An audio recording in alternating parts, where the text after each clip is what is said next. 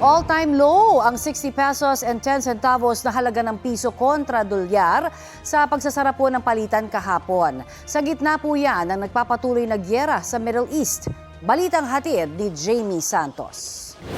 Sa gitna ng mga pag-atake sa oil facilities sa Middle East, nagsara ang palitan sa 60 pesos and 10 centavos, pinakamahina sa kasaysayan. Unang beses na sumampa ito sa 60 peso level. May punto pa sa intraday trading na umabot ito sa 60 pesos and 40 centavos. Mula nang sumiklab ang gulo noong February 28, nasa 58 peso level hanggang 59 peso level ang palitan.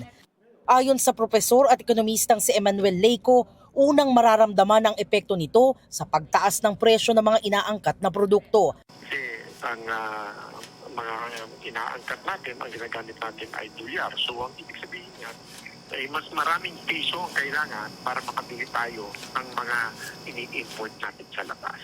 Anya, bagaman hindi ang gulo sa Middle East ang rason ng pagsadsad ng piso, ito ang rason sa pagtaas ng presyo ng petrolyo na binibili natin sa pamamagitan ng dolyar. Bagamat magkaiba, ito po ay related dito. No? Ang demand natin sa dolyar ay lalong lumalaki, kaya po humihina ang piso. Isa sa direktang apektado ng pagsadsad ng piso ang mga importer. Tumaas rin ang kanilang gastos dahil sa nagmahal na petrolyo. Sa ngayon, di pa sila nagtataas ng presyo dahil may dati pa silang stock. Ngayon kaya pa. Pero 2 weeks from now, maraming mga negosyante kataas ang presyo yan dahil may mga bago na kami mga inventories, mga stocks sa parating na sure po, nandun po yung effects ng pagtaas ng logistics and importation cost. Umaasa rin ng mga importer na makakatulong ang pamahalaan sa pamamagitan ng tax incentives o subsidy. Lalo't mas ramdam nila ang epekto ng mahinang piso, bagamat nakikinabang naman dito ang mga exporter. Ayon kay Philippine Exporters Confederation Incorporated President Sergio Ortiz Luis, inaasahan na raw nila na aabot sa lagpas 60 pesos ang foreign exchange rate. What is important is that it doesn't come very fast, yung depreciation ng peso, and it doesn't create inflation. In this case, hindi siya mabilis, and I don't think it will create inflation.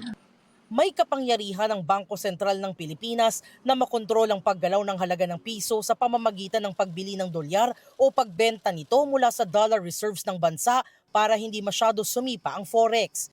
Sa isang pahayag, sinabi ng BSP na batay sa flexible foreign exchange rate policy, ang iniiwasan lang nila ay ang malakihang paggalaw ng palitan ng piso na maaring makaapekto sa inflation. Hindi raw nito polisiya na maipako ang piso sa iisang level. Ang magagawa lang ng Bangko Sentral, katulad po ng sinabi ng BSP Governor, ay pangalagaan yung stability ng ating currency.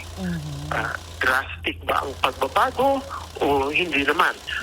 Ito naman po yung pagsampa ng piso kontra dolyar sa 60. Inaasahan na po natin yan eh. Psychological threshold ang 60. Kapag mataas ang halaga ng dolyar, mas malaki ang naiuwi ng mga pamilyang tumatanggap ng dollar remittance. Pero para sa ilan sa kanila, balewala ang inilaki ng padala kung mabilis naman ang pagmahal ng bilihin. Walang kwenta.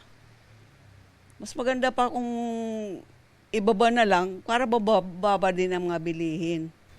Nakakaawa yung mahirap na lalong naghihirap. Jamie Santos, nagbabalita para sa GMA Integrated News.